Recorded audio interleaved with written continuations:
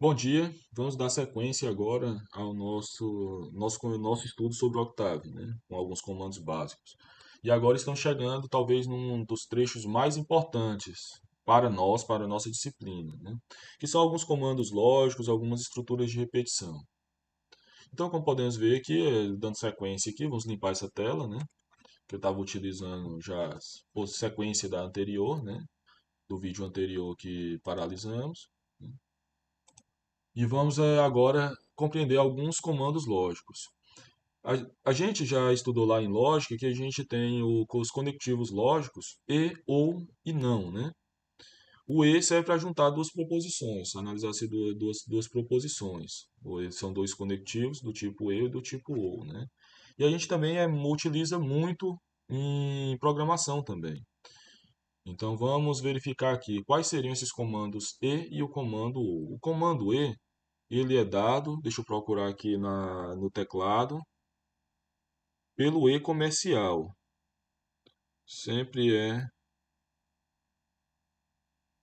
Onde está o meu e-comercial aqui?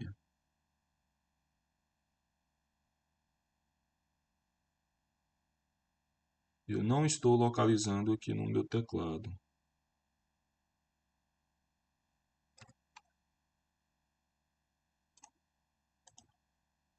Bem, encontrei aqui com muito sacrifício o bendito do e-comercial que tem no meu teclado específico tem um desenho nada parecido com o e-comercial. Então seria esse. A gente utilizando eh, os dois ex-comerciais juntos, ele representa o e, né, que a gente utiliza. Então, se a gente tiver, por exemplo, só um instante, já a junção, né? 3 e 7. O melhor aqui, só que seriam melhores utilizar em proposições. Então, vamos verificar aqui 3. Vamos primeiro colocar aqui. Vamos definir uma proposição chamada P igual a 3 maior do que 7. Ela é falsa, retorna um valor lógico zero. Q igual a 7 menor que 3. A gente sabe que as duas não podem ser ao mesmo tempo. 7 menor que 3. 7 menor que 3 eu falei a mesma coisa que a anterior, né? Só um instante, vamos definir, na verdade, que era para eu poder permanecer com o sinal. 7 maior que 3. Né? Então resulta 1, que é verdadeiro. Agora, P e Q teria que resultar em 0, né? Porque a gente está junto falando, as duas coisas não podem ocorrer ao mesmo tempo, né? Então resulta em 0. Já no ou, né? O ou, a gente usa essa representação aqui, que são duas barras verticais, né? Então vamos tentar utilizá-la aqui na proposição anterior. Teria que resultar em 1. Resulta em 1, porque é 1. Para as duas serem verdadeiras, a P tem que ser verdadeira ou a Q tem que ser verdadeira. Já no P e Q, de acordo com o que nós já estudamos, né? Lá nas disciplinas anteriores, para as duas serem verdadeiras, P tem que ser verdadeira e Q tem que ser verdadeira ao mesmo tempo, no caso do E, né? No caso do OU, basta que uma seja verdadeira. Então, isso aqui a gente é muito útil para a gente poder utilizar nas estruturas condicionais, né? Que aí a gente vai poder montar algoritmos e utilizar isso. Então, uma vez que a gente já viu o próprio e o ou e seus significados, a gente também tem os operadores relacionais, que são os operadores que estabelecem uma relação entre duas variáveis, entre dois números. Quais seriam eles então? Dois, aliás, a gente já viu, que é, por exemplo, o 5 maior do que o 3, que é o símbolo de maior. 5 maior que 3, que é verdadeiro. Observe que o resultado é um valor lógico, 1. E também a gente tem o símbolo menor, né? O símbolo menor, por exemplo, seria 3 menor do que 5, que também é verdadeiro, né? 3 menor que 5 também resulta em 1. Além disso, a gente também tem o operador relacional menor ou igual e maior ou igual. Para se escrever menor ou igual, basta eu colocar um símbolo igual aqui, né? Se eu colocar um símbolo igual posterior ao maior, vai ficar maior ou igual, e não 3 recebe 5, por exemplo, né? Então temos aqui que 3 é de fato menor ou igual a 5. Se eu quiser usar da mesma forma, maior ou igual, né? Aqui vai resultar em numa assertiva falsa, né? Porque 3 não é maior e nem igual a 5. Agora, se eu colocasse, por exemplo, 3, a gente sabe que 3 é igual a 3. Então, 3 maior ou igual a 3 resulta num valor lógico verdadeiro, que é 1. Além disso, a gente tem que, se a gente coloca apenas igual, esse símbolo igual apenas, ele está atribuindo um valor a uma variável, né? Aí observa que apareceu um erro, porque se a gente está trabalhando aqui, por exemplo, com dois números. Então, 3 não é igual a 3, né? A gente não pode usar 3 recebe 3, né?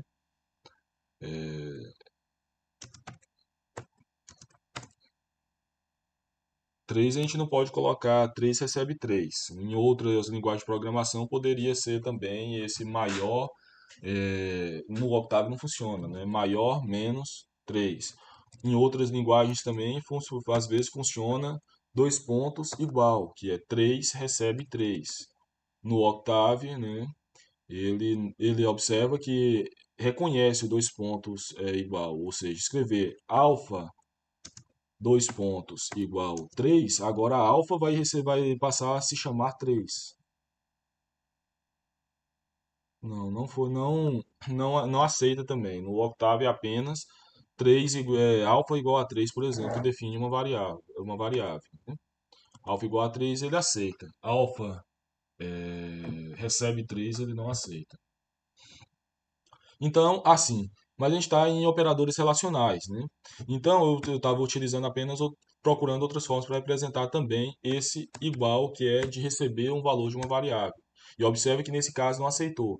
Então, para mim poder comparar logicamente, se 3 é igual a 3, eu tenho que usar dois símbolos de igual. Agora ele vai resultar num valor lógico, verdadeiro ou falso. No caso, 3 de fato é igual a 3, então resulta no valor lógico igual a 1. Se não fosse verdadeira essa proposição, por exemplo, 3 é igual a 4, agora a gente está perguntando de modo lógico. 3 é igual a 4? Vai responder que não, né? O valor lógico vai ser zero, falso, né? A gente ainda tem como representar, né? Que a gente já viu então, o igual, o menor, né? Menor igual, maior igual e tudo mais. Está faltando diferente. Como a gente utiliza diferente? Diferente, no caso do octave, a gente usa o símbolo, esse símbolo aqui. 3 é diferente, ou seja, um acento tio, né? Igual. 3 é diferente de 5, como a gente sabe, é diferente de 5. Então, vai resultar num valor lógico verdadeiro, né? Ou ainda a gente também pode utilizar exclamação igual, também resulta no mesmo valor lógico, né? Exclamação, para achar esse símbolo aqui. Exclamação igual. Resulta também em um valor lógico verdadeiro, que representa diferente. 3 é diferente de 5, né? Então, esses são nossos operadores relacionais. E sempre o retorno dele, né, ele vai ser um valor lógico, verdadeiro ou falso, né? Agora, a gente vai utilizar, vamos aprender uma estrutura lógica, né? Vou apresentar a estrutura lógica. Caso a gente não lembre posteriormente, professor, são muitos comandos. Você precisa lembrar que existe uma estrutura para essa finalidade. Quando a gente estiver fazendo os algoritmos, basta a gente pesquisar numa apostila ou no próprio Google, né? Google acaba sendo uma excelente apostila, como funciona o comando diferente no Octave. Você vai achar esse comando num material, num livro, na própria documentação do Octave. Lembra que tem uma janela de documentação, né, que a gente consegue encontrar todos os comandos, tem informações na janela de ajuda do Octave, né? A gente consegue encontrar vários auxílios ali. Assim como a gente consegue em PDFs, em apostilas, em livros, a gente consegue no próprio Google, que esse aí é o mais prático, né? A gente só digita lá o que a gente quer e geralmente aparece muito material relacionado. Então, né, a gente precisa saber montar a estrutura lógica, a gente precisa da parte matemática. O restante é fácil de conseguir. Inclusive, todas as vezes que a gente estiver construindo um algoritmo, quer dizer, a maior parte das vezes pelo menos, eu vou colocar ali para poder pesquisar para vocês verem como fazer, como vocês poderiam fazer isso caso não tivesse conhecimento algum do Octave, né? Então vamos lá. A nossa primeira estrutura, né, que a gente vai aprender de fluxo, de rotina, de repetição, vai ser a estrutura for, né? For, eu vou escrever aqui a estrutura básica do for, né? Vamos aqui aumentar aqui o tamanho da letra para ficar mais fácil para vocês visualizarem. O comando for, ele é definido dessa forma. For, a gente escreve uma condição. Aí na linha de baixo a gente coloca o código que vai ser repetido, a ser repetido. Código replicado, né? Código a ser repetido. E embaixo a gente precisa finalizar a estrutura com um end for. Então, enquanto essa condição for satisfeita, né, o valor vai se repetindo, né? Então a gente pode, por exemplo, definir uma estrutura for para poder executar, né? Vamos então pensar numa, numa estrutura lógica aqui básica. Vamos tentar fazer na própria janela de comandos. Isso aqui seria o ambiente mais apropriado para a gente escrever essas estruturas de repetição, escrever código, né? Mas vamos tentar fazer esse mesmo processo aqui em uma única linha, né? Então, for para i igual a 1 até 5, a gente vai saltar essa linha, né? Para escrever uma próxima linha, a gente vai mandar printar, printf, ou seja, escrever um nome na tela. A gente vai escrever licenciatura em matemática. Licenciatura em matemática. Vamos colocar um end for para finalizar. Vamos ver se essa estrutura, se é aceita essa estrutura assim em uma única linha. Observe que apareceu licenciatura em matemática diversas vezes, né? Vamos até só acrescentar aqui vamos colocar aqui uma barra N para saltar para a linha de baixo, né? Se a gente colocar aqui, ao final, se eu não me engano, ele agora vai escrever na linha de baixo, vai saltar uma linha em uma linha. Observe, licenciatura em matemática, várias vezes escrito consecutivamente, né? E ainda, no final, salta uma linha. Então, dessa forma, a gente pode, por exemplo, definir vários comandos aqui dentro do corpo da minha função, que seria essa linha do meio aqui, né? Então, aqui eu posso colocar, por exemplo, uma progressão geométrica, né? Uma progressão geométrica seria A vezes, vamos colocar aqui 3 vezes 3 elevado a i, né? 3 elevado a i seria uma progressão geométrica. O primeiro resultado vai ser 3 elevado a 1, o segundo 3 elevado a 2 e assim sucessivamente. Como eu não coloquei o comando ponto e vírgula, todos os resultados já vão ser automaticamente printados, né, na minha resolução. Só que aqui vai aparecer um de cada vez, porque do contrário eu teria que definir uma matriz para aparecer todos os resultados em uma única linha e utilizá-los futuramente, né, como resultado. Como um vetor, né, como um vetor linha ou um vetor coluna. Aqui está uma estrutura das mais básicas, no caso que eu poderia fazer desse jeito. Então, ao fazer isso, 3 vezes i, né? Só que aqui P3 definido na linha 1. Deu um erro aqui. Então, não poderia utilizar dessa forma que eu montei, né? Vamos tentar fazer aqui então uma alteração, colocando aqui disp, que também é um comando de saída. O mesmo problema ainda.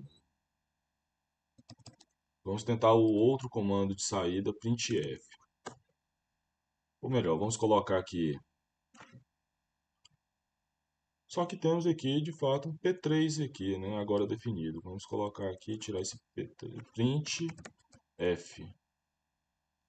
Ou melhor, disp e depois apareceu agora da forma correta, né? Vamos ver, só verificar aqui o que se... Ctrl L, né? Vamos verificar aqui o que tinha aparecido aqui. Ao fazer isso, apareceu corretamente dessa vez. Deve ter colocado um P que não existia, né? E foi isso mesmo. Ó, observe que eu vasculhei aqui os comandos, né? E de fato tinha escrito um P. P eu defini uma variável P3 elevado a i. Só que essa P3, como eu não tinha definido, por isso que ela apareceu aqui P3 indefinida, né? Não lembrava de ter colocado P e não conseguia visualizar esse P anteriormente. Deu um apagão aqui. Então, se a gente coloca 3 elevado a i, vai aparecer uma progressão geométrica de 5 itens, né? Onde O primeiro é 3, o segundo é 9, o terceiro é 27, 81 e 43, né? Eu poderia fazer aqui, por exemplo, os 10 primeiros itens para uma progressão de razão meio, né? Então, se eu fizesse isso aqui, né, e daria 0,5, 0,25 e assim sucessivamente, né? Eu ainda poderia até mesmo, né, montar uma estrutura um pouco mais sofisticada, né, colocando aqui de 1 até 10 e numa linha posterior, por exemplo, só que aí eu tenho que definir uma variável chamada s como sendo zero, né? Então vamos limpar aqui, colocar s igual a zero e vamos agora fazer a soma, né? Essa soma de valores, né? Então para isso eu vou colocar s igual a S mais esse valor. Então, ao fazer isso, observe, eu vou ter zero mais o primeiro valor, vai dar zero mais meio, vai dar 0,5. Aí, quando passar pela segunda, o S vai mudar de valor, vai ficar 0,5 mais 0,25. O terceiro, 0,5 mais 0,25 mais 0,75, até encerrar os 10 valores, né? Observe que aqui a gente encontrou 0,9999 no final. Então, o primeiro valor 0,5, segundo acrescido 0,5 acrescido 0,25 e assim sucessivamente. O valor da soma de todos esses 10 termos encontramos 0,99. Essa estrutura é muito importante, a gente vai utilizar para encontrar zero de raízes e várias outras questões, né? Então, vamos agora à próxima estrutura, né? Observando aqui, já chegamos de novo, estouramos nosso limite aqui de 20 minutos. Então vamos encerrar o vídeo, vamos iniciar um novo vídeo explicando a próxima estrutura de fluxo, a próxima estrutura de repetição. Vamos explicar mais uma ou duas estruturas de repetições, o comando for já foi. Vamos estudar também o comando while, a estrutura while, e por final vamos estudar uma estrutura de condicional também. Aí a gente encerra. E aí a gente vê ainda mais algumas coisas sobre matriz que a gente vai precisar no pro próximo conteúdo, etc.